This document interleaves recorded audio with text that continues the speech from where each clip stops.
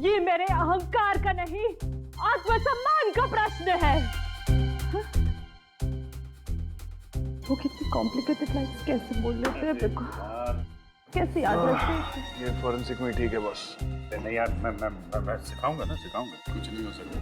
अरे नहीं, मैं कोशिश करता हूँ ना यार। हो जाएगा, हो जाएगा। आज मैं ये प्रण ठानती हूँ कि मैं ये केस जब तक उस दुष्ट दुशासन के रक्त से नहीं रंगे जाएंगे, ये केस मैं हमेशा ऐसे खुले ही रखूंगी। वाह वाह, क्या बात है, क्या एक्टिंग करती हैं। हाँ, ये काम कीजिएगा, जब ये केश वाली लाइन बोली ना आपने, तो बालों को थोड़ा सा ऐसे करके झटक दीजिए, बहुत मस्त लगेंगे। वैसे एक बात बोलूं, आप पूरी बहुत मस्त दिखती है। दुर्योधन, क्या नाम है तुम्हारा? तो केतन। तारिका जी के बाएं कंधे में चोट लगी है, इसलिए वो ऐसे बाल नहीं कर सकती। इसलिए बेहतर होगा कि तुम नीचे जाओ और रिहर्सल करो। नीचे जाओ और रिहर्सल करो। नीचे जाओ। बेचारा केतन बाल बच गया। यार तुम्हें मजाक सोच रहा है यार। अरे मजाक क्या करो यार। ये मीर कहाँ गायब हो गया? तो यहीं पे। अरे सुबह के 9 बज गए और ये हवेली वाले अभी तक नहीं उठे। अरे इस वक्त तो रसोई घर में भी इतनी चहल पहल होती है।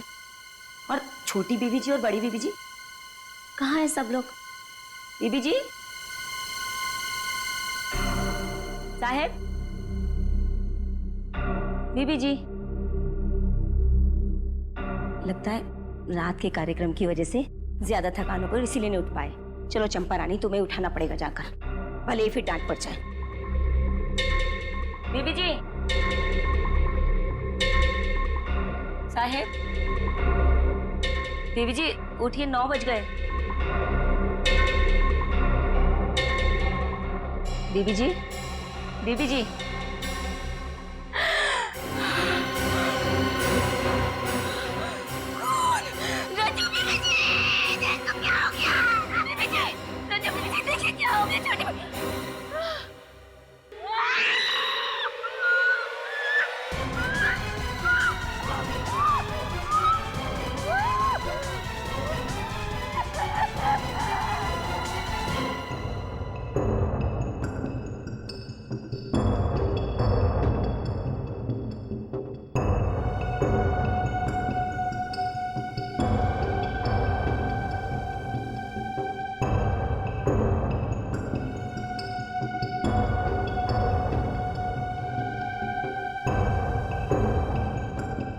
ना कोई खून खराबा और ना ही कोई हाथापाई, सिर्फ गले पर चोट के हरे निशान।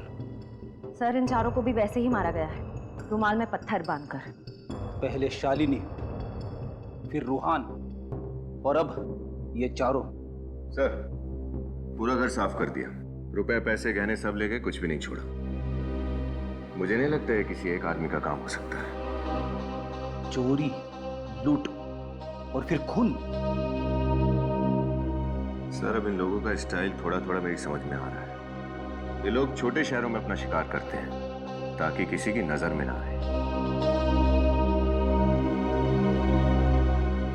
देखिए, क्या आप बता सकती हैं कि कल रात को आपने इस घर में किसी को आते जाते हुए देखा था? कोई मेहमान या फिर कोई और? साहब, कल 8 बजे तक तो हम इसी घर में काम कर रहे थे। हमने रात के बर्तन साफ किए, सबके बिस्तर लगाए और फिर हम पांचों घर से बाहर साथ में ही निकले थे साहब। पांचों मतलब? बड़ी मेम साहब, छोटी मेम साहब, बड़े साहब, छोटे साहब और हम। मतलब कल शाम को ये चारों कहीं बाहर गए थे? वो लोग कोई नाटक देखने के लिए गए थे। नाटक? कौन सा नाटक? महाभारत कला भवन नाटक मंडली का। मैं भी वहीं पे था। तुमने उन चारों को वहां पर किसी अनजान आदमी से बात करते हुए देखा था? नाटक खत्म होने के बाद चारों मंडली वालों से मिलने के लिए रुके थे, उनकी तारीफ करने के लिए। और बातों ही बातों में उन्होंने कला मंडल कंपनी को 50,000 रुपए देने का वादा भी किया था। 50,000? इतने सारे पैसे क्यों? कला के पुजारी थे और बहुत पैसे वाले थे वो लोग। जरूर ये काम उन्हीं नाटक मंडली के कलाकारों का है। अगर उन्हें जल्द से जल्द रोका नहीं गया तो न जाने और कितने मासूम लोगों का खून करेंगे ये लोग। लेकिन इन लोगों के खिलाफ कोई सबूत या गवाह नहीं है हमारे पास। अब इन लोगों को गिरफ्तार करने के लिए एसीपी सर के प्लान बी का इस्तेमाल करना पड़ेगा। हम पांडवों और आपकी पुत्र वधू द्रौपदी को 13 वर्ष अज्ञातवास में जाने की आज्ञा दीजिए। मुझे अपने वचन का पालन करने दीजिए। अबे यार, कॉस्ट्यूम में मजा नहीं आ रहा यार। हे, हंसो मत यार, कंसंट्रेट करने दो। चलो स्टार्ट करो। बस। कौरवों और पांडवों में मित्रता नहीं हो सकती, केवल शत्रुता हो सकती है, शत्रुता। पांडवों को हस्तिनापुर छोड़कर अज्ञातवास जाना ही होगा, और हस्तिनापुर पे केवल दुर्योधन राज करेगा, केवल दुर्योधन। चलो भाई, किसकी लाइन आगे? अरे आगे अर्जुन और भीम की एंट्री है। दिनेश तो अचानक गायब हो गया, बचा रोहन, वो ऐन वक्त पे छोड़ के चला गया। हमें और कलाकार चाहिए। और द्रौपदी? द्रौपदी के बिना तो कैसी महाभारत? और फिर द्रौपदी के बिना महाभारत का तो युद्ध ही नहीं हो सकता ना। अरे यार, मैं मुद्दू साहब से कितनी बार बोल चुका हूँ कि कलाकारों का अरेंजमेंट करें, उन्हें मेरी बात समझ में नहीं आती है। ये मुत्तू साहब है कहाँ? तुम्हारी बात सुन ली गई है संजीव। मैं अपने साथ ऐसे कलाकारों को लेकर आया हूँ जो कला भवन नाटक मंडली में हमारे साथ परमानेंट काम करने के लिए तैयार है। क्या बात है? कहाँ है वो कलाकार? आओ ऊपर आओ सब लोग, आओ सभी लोग आओ, मिलिए हमारे नए कलाकारों से। ये है भीम, ये अर्जुन और ये द्रौपदी। नमस्ते। आप लोगों के साथ काम करने में बहुत आनंद आएगा। कला भवन में आपका स्वागत है। मैं केतन, और आप? मैं तारिका। हमारा नाम नहीं पूछेंगे क्या? मैं अभी, और ये इनसे मिलिए, ये दया, बहुत दयालु हैं। हम सब नाट्य मंडली में काम कर रहे थे साथ में। मुद्दू साहब ने हमें आपके नाटक में रोल देने का वादा किया, तो हम लोग मना नहीं कर सके। अच्छा, वो मुद्दू साहब से पैसों की बात हो गई आप लोगों की? हाँ, पैसों की बात हो गई है, आप चिंता मत कीजिए। अब तो बस आप हमारा काम देखिए।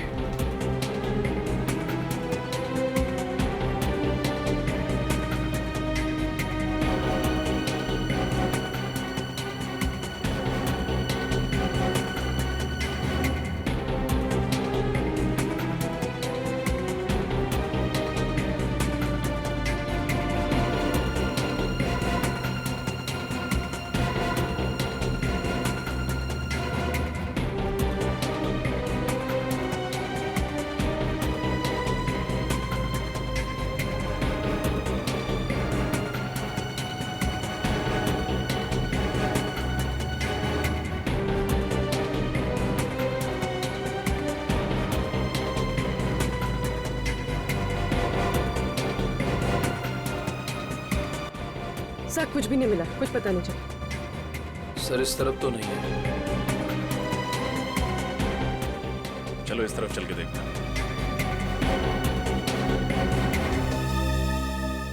गहने जल्दी से तैयार करो।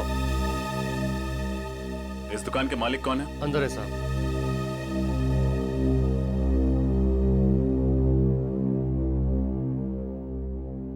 कहिए, मैडम के लिए अच्छा सा हार दिखाऊं? देखते ही खरीद लोगे आप। दिखाएंगे हम, बताएंगे आप। नहीं, इस लड़की को तो मैंने पहले कभी देखा ही नहीं। इस लड़की ने जो गहने पहने वो सब जगह नहीं मिलते। आपने कभी देखा है? एक मिनट, आप मुझसे ये सवाल क्यों पूछ रहे हैं? कौन हो आप लोग? जवाब मिला। अब सीधे सीधे हमारे सवालों के जवाब दे दो। देखो, अगर तुम अपना मुंह नहीं खोलोगे तो हम तुम्हारी दुकान बंद करवा देंगे, हमेशा के लिए। इस फोटो में जो गहने का डिजाइन है, ये गहना आपकी दुकान पे बेचा गया है ना? नहीं साहब, ये गहने तो मैंने खरीदे ही नहीं, पक्का। कमाल है, फोटो ढंग से देखा भी नहीं और आपको पक्का पता है कि आपने ये गहना नहीं खरीदा। याददाश्त अच्छी है आपकी। सेठ जी, बाद में देख नहीं रहे हो? मैं साहब लोगों के साथ बात कर रहा हूँ। चलो। एक बात बताइए, जब आप गहने खरीदते हैं तो आप उसका भाव कैसे लगाते हैं? सबसे पहले वजन किया जाता है ये जानने के लिए कि सोना कितना तोला है, और उसके बाद फिर चेक किया जाता है ये जानने के लिए कि सोना खरा कितना है, और फिर जैसा ग्राहक वैसा दाम। पहले फुटबॉल खेलते थे ना आप?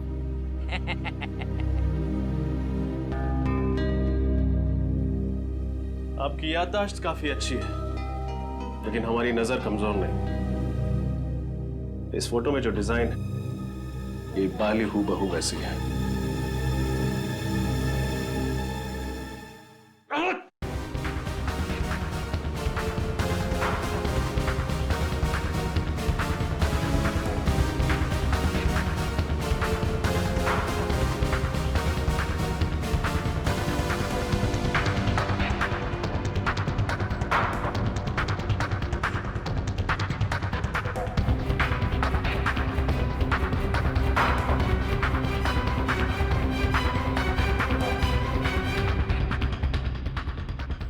जल्दी कहाँ गायब हो गया?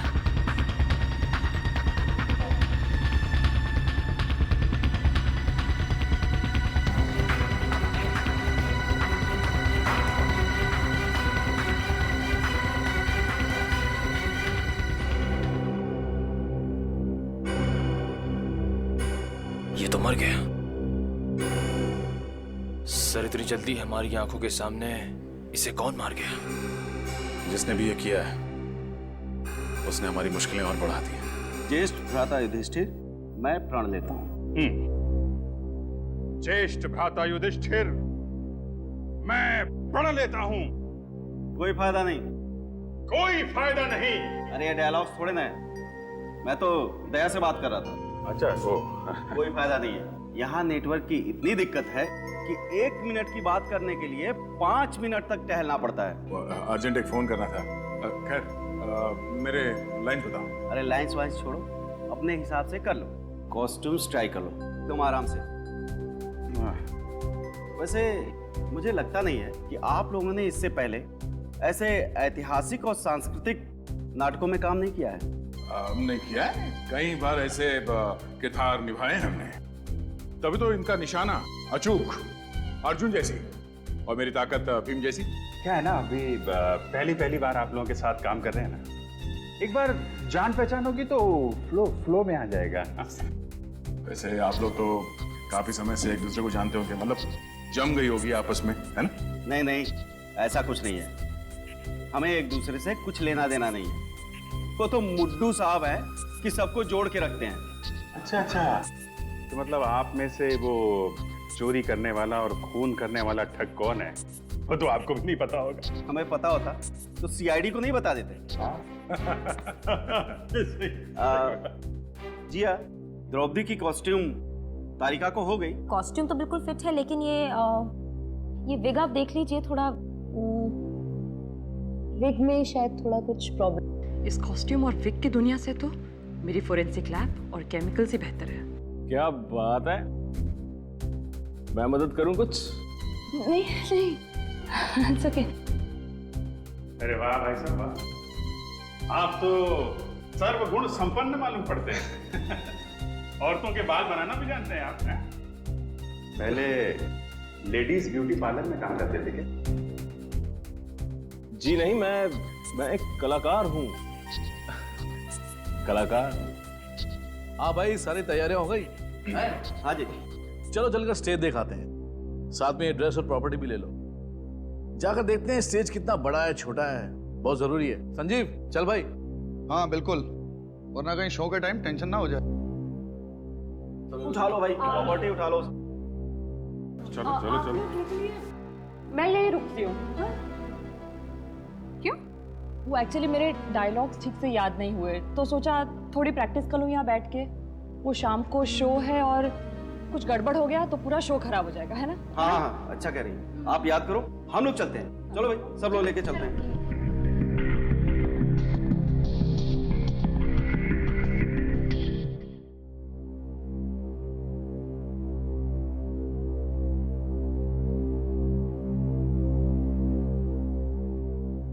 अरे भाई सारी कॉस्ट्यूम्स और प्रॉपर्टी ठीक तरह से चेक कर ली है ना, ध्यान से, कोई भी चीज छूटने ना पाए। शो में किसी भी किस्म की गड़बड़ी नहीं होनी चाहिए, ठीक है ना?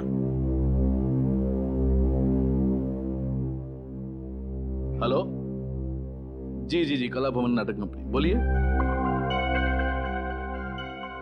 अभिजीत,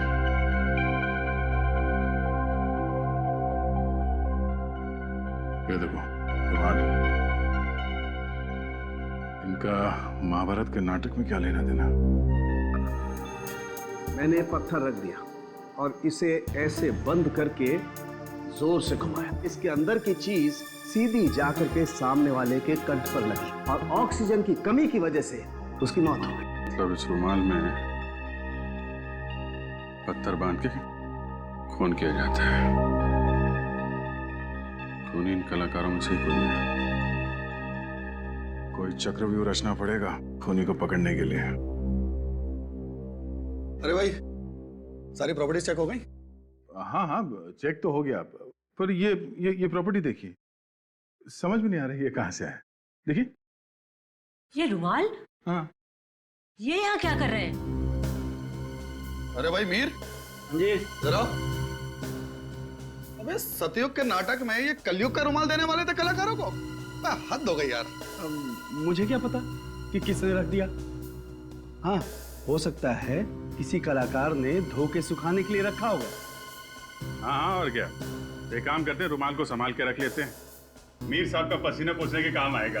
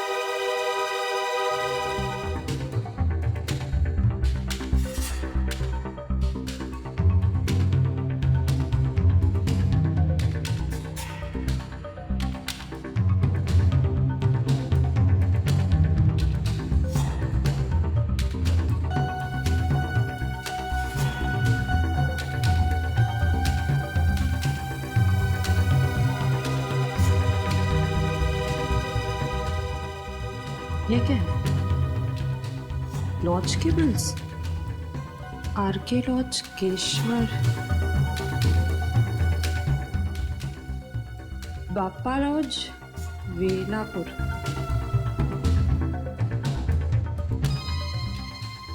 नीलम लॉज सीरकपुर। सीरकपुर, लेकिन ये तो नीलम लॉज नहीं है। और ये बाकी दोनों शहरों में भी कला भवन नाटक मंडली वाले तो सरकारी लॉज में रुके थे। ये तो सिर्फ लॉज के बिल्स यहाँ क्या कर रहे हैं?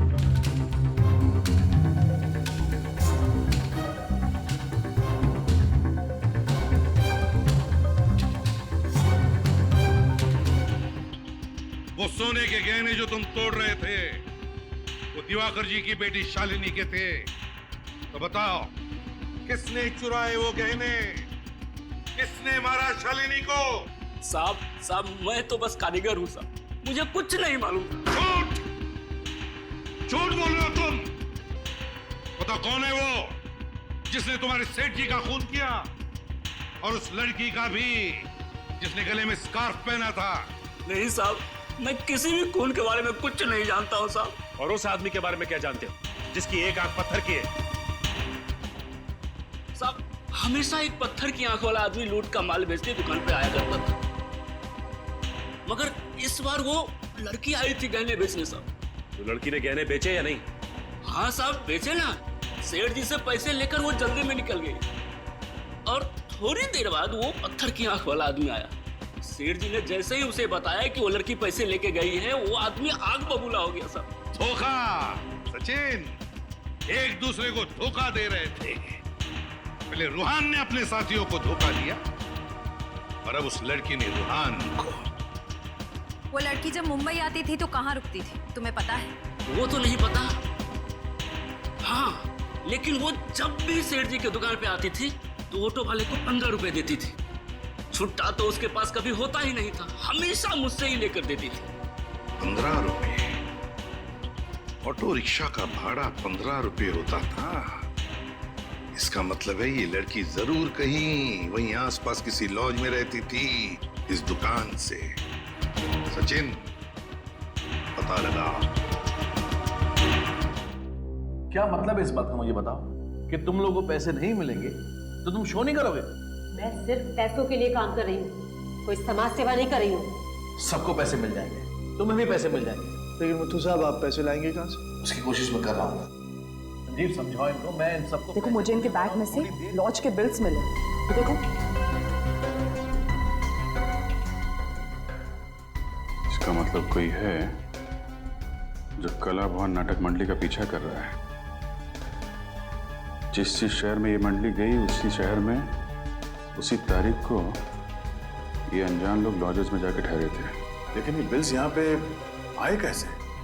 लॉज में जाके पता करना पड़ेगा कौन है ये लोग और इनका मकसद क्या है। एक मिनट। Hello hello. तो होंगे कहीं का। मुझसे बोला यहाँ पे नेटवर्क नहीं मिलता, खुद फोन पे बात कर रहा है। देखो दे कौन सा नेटवर्क है इसका।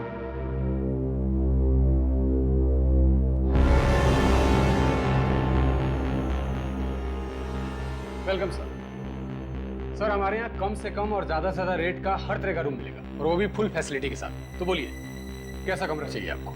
रूम नहीं चाहिए, रूम में जो रहा था उसके बारे में जानकारी चाहिए। जानकारी? क्यों? सीआईडी?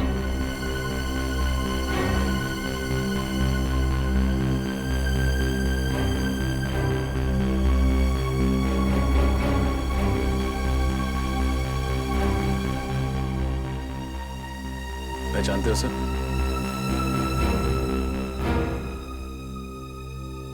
नहीं साहब, मैंने इसको कभी नहीं देखा। सर, बेलापुर से जो कागज के टुकड़ों के सैंपल हमें भेजे गए थे, उस पे भी ऐसी डिजाइन थी।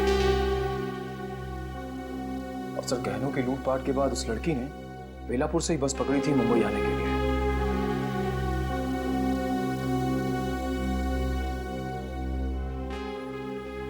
सर, इसका मतलब वो लड़की इस लॉज में आई थी।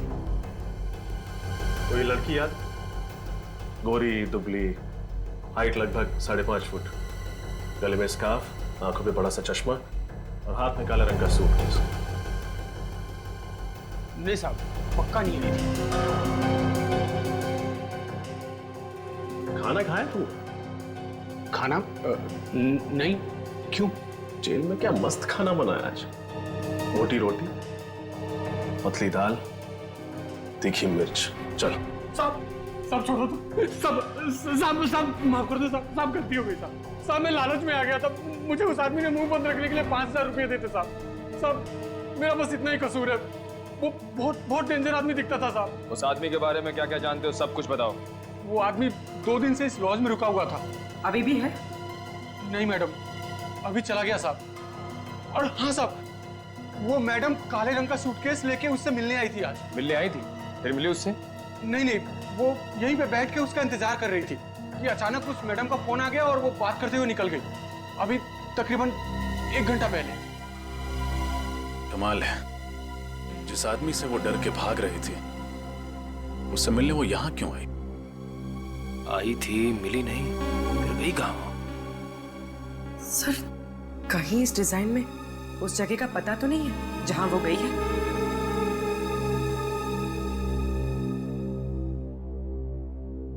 SVR रोड, पूरा चौक। SVR रोड, पूरा चौक। सर, नचकेत जी और जीवराम जी ने जिस नाट्य संग्रहालय के बारे में बताया था, वो भी SVR रोड, पूरा चौक में है। क्योंकि वो संग्रहालय तो कई साल पहले बंद हो चुका है। सर, पर वो तो सालों पहले बंद हो चुका है। क्या? तो फिर वो लड़की उस बंद संग्रहालय में क्या करने गई थी, जबकि उसे तो मुंबई शहर छोड़ के भाग जाना चाहिए था।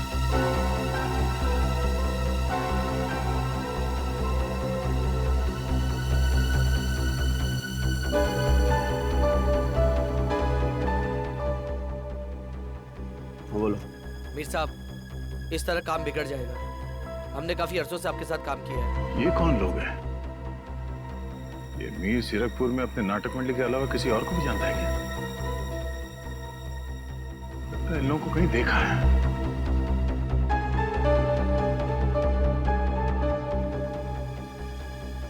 तुम लोगों को यहाँ नहीं आना चाहिए था।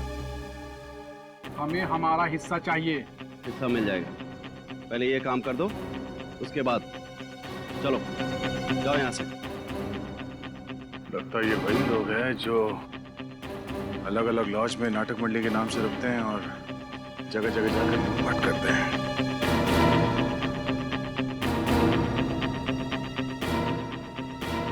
सर, मैं कुछ फोटो भेज रहा हूँ सर। लगता है ये वही लोग हैं जो उस नाटक मंडली में जुड़े हुए हैं।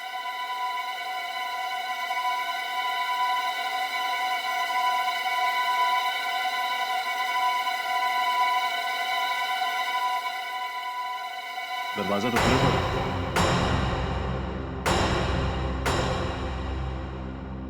अगर ये जगह काफी दिनों से बंद पड़ी है तो यहाँ पे आत्मा वगैरह। डैडी, क्या डर पाल रखा है तुमने आत्मा?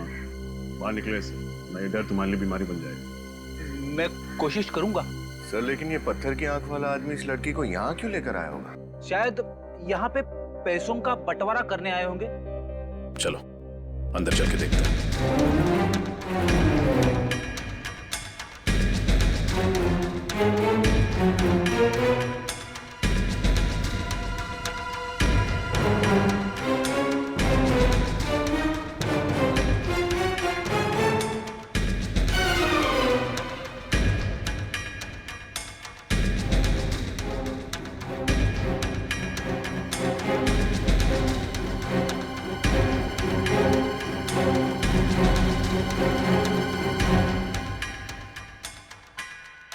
सर, ऐसा लग रहा है यहाँ अभी भी कुछ जलाया गया है।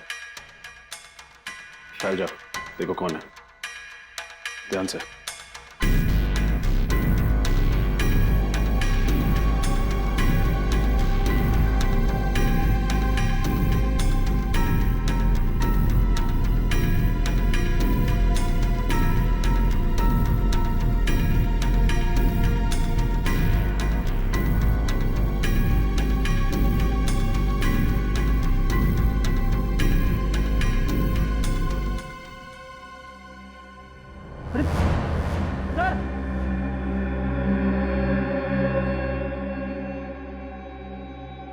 तो वही लड़की है जिसे हम ढूंढ रहे थे। श्रेया,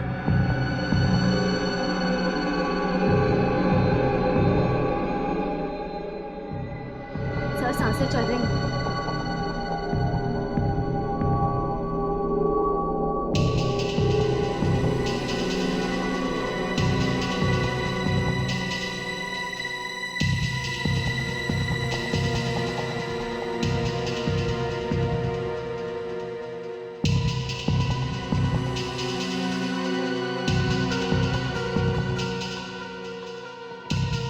आराम से, आराम से।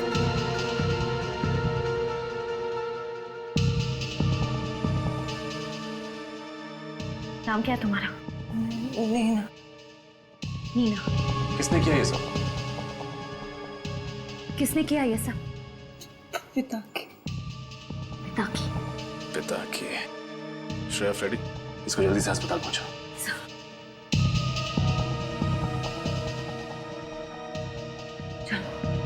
समझ गए।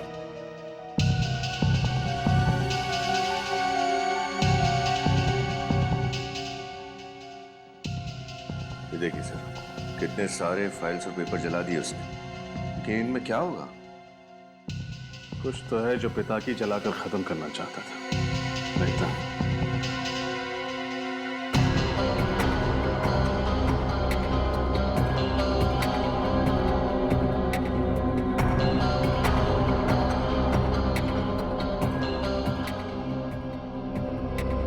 सर, ये देखिए, ये कलानगर नाटक मंडली के इतिहास की पत्रिका का रिकॉर्ड है।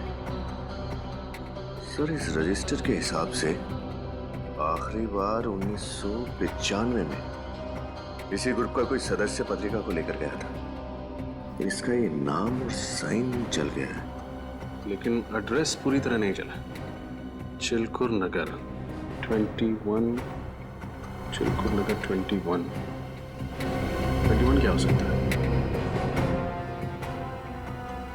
सर कहीं ये किसी जगह का कोई रूम नंबर तो नहीं? रूम नंबर 21, रूम नंबर, एक मिनट। चिलकुर नगर में एक हॉस्टल है ना, डीए हॉस्टल। हो सकता है उस हॉस्टल के रूम नंबर 21 से कोई शख्स आया। हो सकता है सर, क्योंकि डीए हॉस्टल से करीब 10 मिनट की दूरी पर एक पुराना ड्रामा कॉलेज है और वहाँ के स्टूडेंट्स इसी हॉस्टल में रुकते हैं। एक काम करते हैं, डीए हॉस्टल चलते हैं, देखते हैं कि कौन है जो कला भवन के ठगों की तरह लूटमार और खून कर रहा है। ये मीर बाहर जाकर इन लोगों से मिला था, शायद यही है वो ठग लुटेरे।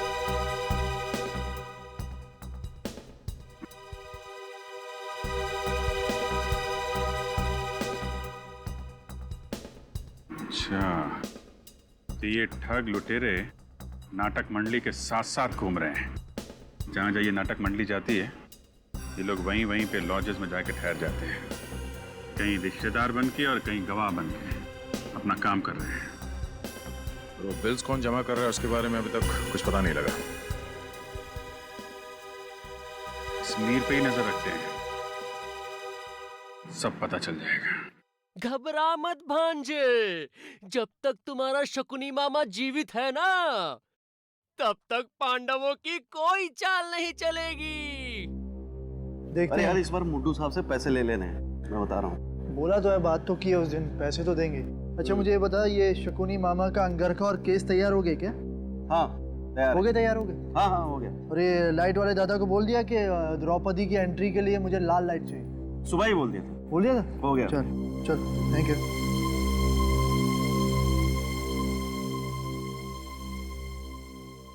ये मेरे अहंकार का नहीं, आत्मसम्मान का प्रश्न है। वो कितनी कॉम्प्लिकेटेड लाइन्स कैसे बोल लेते हैं, देखो कैसे याद रखते हैं। ये फॉरेंसिक में ठीक है बॉस। नहीं यार, मैं सिखाऊंगा ना, सिखाऊंगा, कुछ नहीं हो सकता। अरे नहीं, कोशिश करता हूँ ना यार, हो जाएगा, हो जाएगा। आज मैं ये प्रण ठानती हूँ कि मैं ये केस जब तक उस दुष्ट दुशासन के रक्त से नहीं रंगे जाएंगे, ये केस मैं हमेशा ऐसे खुले ही रखूंगी। वाह वाह, क्या बात है, क्या एक्टिंग करती हैं। हाँ, ये काम कीजिएगा, जब ये केश वाली लाइन बोली ना आपने, तो बालों को थोड़ा सा ऐसे करके झटक दीजिए, बहुत मस्त लगेंगे। वैसे एक बात बोलूं, आप पूरी बहुत मस्त दिखती है। दुर्योधन, क्या नाम है तुम्हारा? केतन। तारिका जी के बाएं कंधे में चोट लगी है, इसलिए वो ऐसे बाल नहीं कर सकती। इसलिए बेहतर होगा कि तुम नीचे जाओ और रिहर्सल करो। नीचे जाओ और रिहर्सल करो। नीचे जाओ। बेचारा केतन बाल बच गया। यार तुम्हें मजाक सोच रहा है यार? अरे मजाक क्या करो यार। ये मीर कहाँ गायब हो गया? हाँ, तो यहीं पे फोन पे बातें कर रहा था, ये गया कहाँ? सॉरी सर, सॉरी, आपको इंतजार करना पड़ा। बताइए क्या काम था? क्या साल 1995-96 में आप इस हॉस्टल में काम कर रही थी? नो सर, मैं तो सिर्फ पिछले 2 सालों से यहाँ काम करती हूँ। कोई और है इस हॉस्टल में जो उस समय से काम कर रहा हो? जी हाँ, पार्थ जी।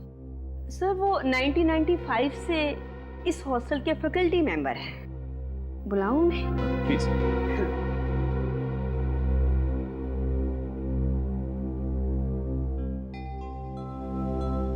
पार्थ जी, सीआईडी ऑफिसर्स आए हैं, आपसे कुछ पूछना चाहते हैं।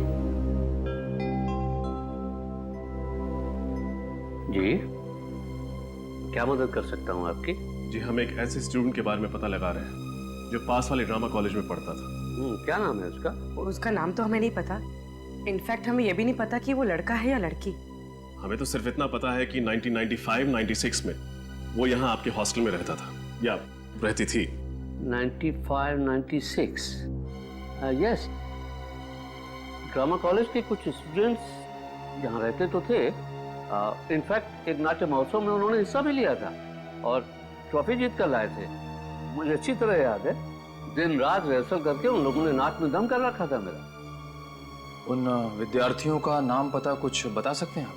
आई एम सॉरी, इतने पुराने रिकॉर्ड्स नहीं है हम लोगों के पास। आपने कहा कि उस साल उन्होंने नाट्य महोत्सव में ट्रॉफी जीती थी। यस। तो फिर कोई फोटो वगैरह तो होगी आपके पास? यस, एक एल्बम है, फोटो एल्बम। ठीक है, वो फोटो एल्बम हमें चाहिए।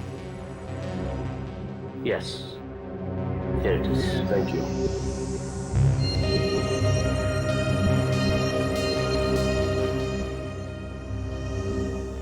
ओह, तो ये है।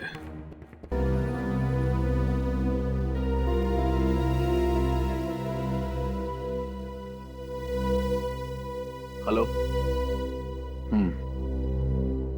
क्या तुम्हें 50,000 रुपए बतौर कमीशन चाहिए? दिमाग खराब हो गया तुम्हारा। कहां से लाऊं मैं इतने पैसे? मेरे कलाकार मुफ्त में काम नहीं करेंगे, बिल्कुल नहीं करेंगे। नहीं करना मुझे तुम्हारा शो, नहीं करना। जाओ।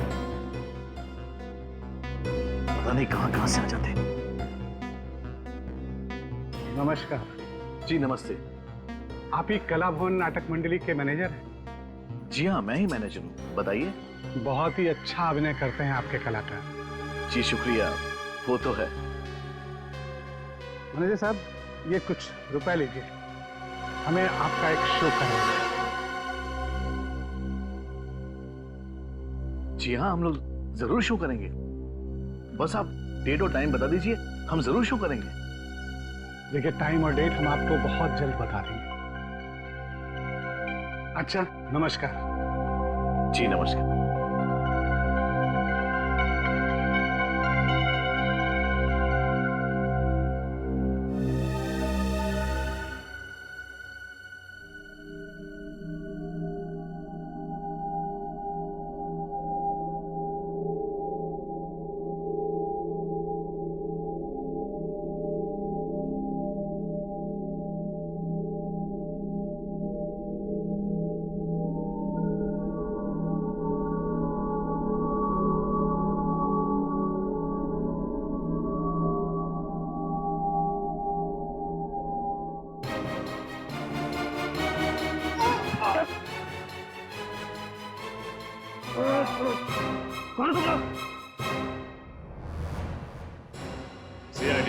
सीआईडी? पत्थर से झटका देकर लोगों को मारते हो ना तुम लोग, अब हमारा झटका देखना। हम पर भरोसा करने के लिए बहुत बहुत शुक्रिया। अगर आज आप लोग हिम्मत नहीं दिखाते तो हम लोग इन ठगों को कभी भी रंगे हाथों नहीं पकड़ सकते थे। अच्छा, तो तुम लोग की चाल थी हमें पकड़ने के लिए? हाँ, हमें पहले ही पता चल चुका था कि तुम लोग 1890 के नाट्य कलाकारों की एक कला का सहारा लेकर ये घिनौना काम करते हो, लोगों को लूटते हो, उनका खून करते हो। तो बताओ, कहाँ है तुम्हारे बाकी के साथी और कौन है तुम्हारा बॉस जिसे इतिहास दोहराने का बहुत बड़ा शौक है? हमें नहीं पता आप किसकी बात कर रहे हैं। मीर और पिता की तुम्हारे साथी है ना? बोल। हाँ, मीर और पिता की दोनों साथ में ही हैं, मगर क्या?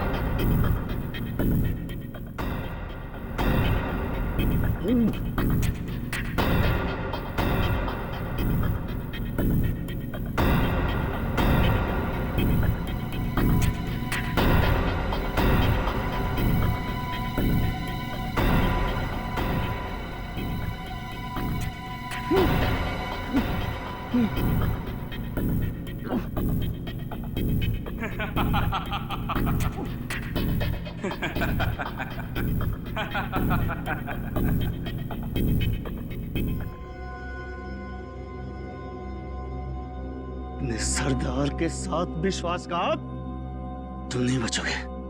मैं तुम्हें छोड़ूंगा नहीं पिता की। पहले अपने आप को तो छुड़ा के दिखा मीर साहब। मीर साहब के वर्तमान की चिंता छोड़ और अपने भविष्य की चिंता कर तू, जो जेल की सलाखों के पीछे कटने वाला है। मीर साहब, तुम्हारा नाटक खत्म, अब हमारे नाटक से पर्दा खुलेगा। भयंकर भयानक अपराध हुआ था युधिष्ठिर से। अपनी अर्धांगिनी को शयन कक्ष से चौपाट तक लेकर आया था वो। पश्चाताप का आभास तो हो रहा था, परंतु क्या द्रौपदी उन्हें क्षमा करेगी?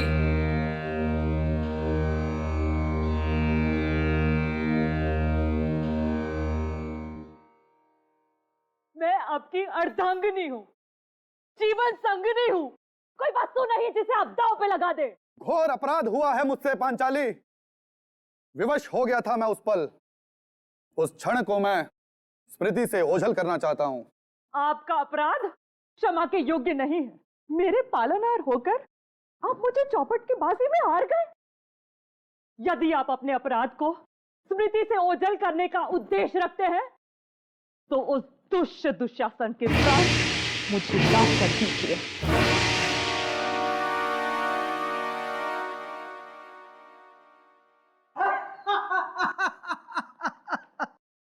ओ द्रौपदी, जिसका स्वयं कोई सम्मान नहीं, वो क्या किसी के प्राण निकाल पाएंगे?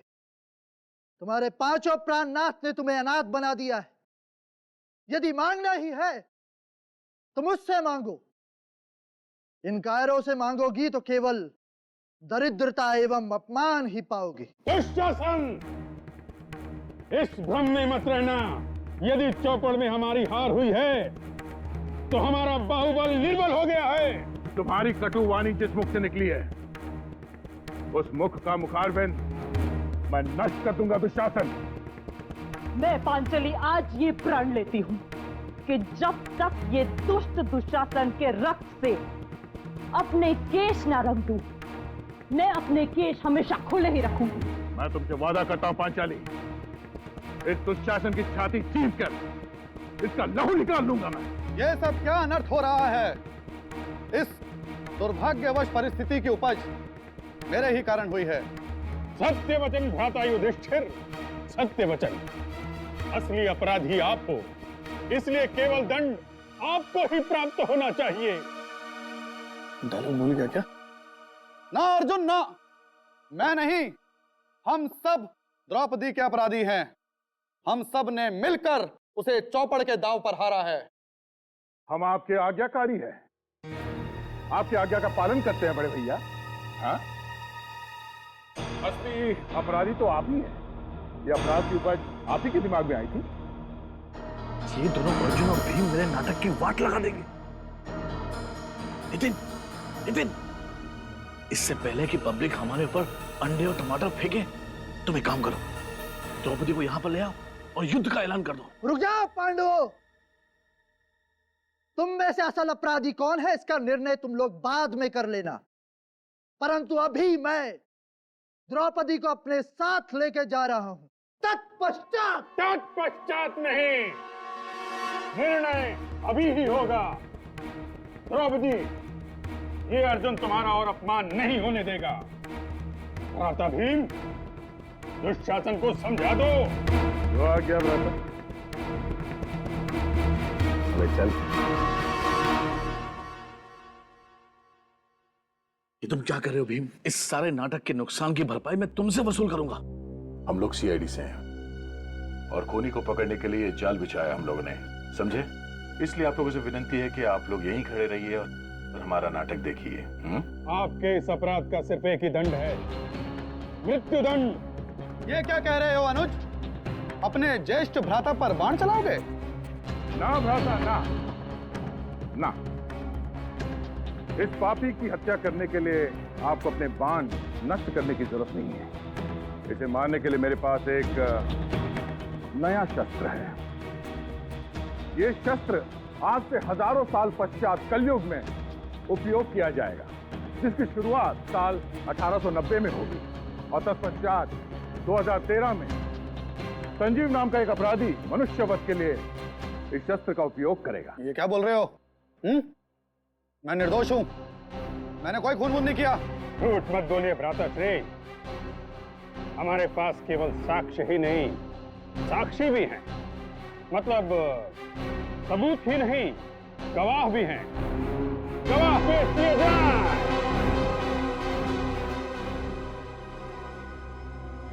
कौन हो तुम लोग? CID officer Abhijit. दया और फॉरेंसिक एक्सपर्ट डॉक्टर तारिका, तुम्हारे गुनाहों का पर्दाफाश हो चुका है संजीव। पिताकी और मीर ने तुम्हारे खिलाफ बयान दे दिया।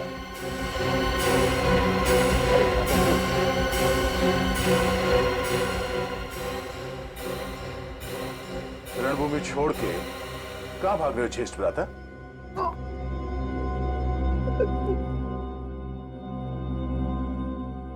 सर, कला भवन नाटक मंडली चलाने के लिए पैसे चाहिए थे सर। पूरे साल मेहनत के बाद भी हम लोग इतना पैसा नहीं कमा पाते थे कि मंडली का खर्चा उठा सके सर।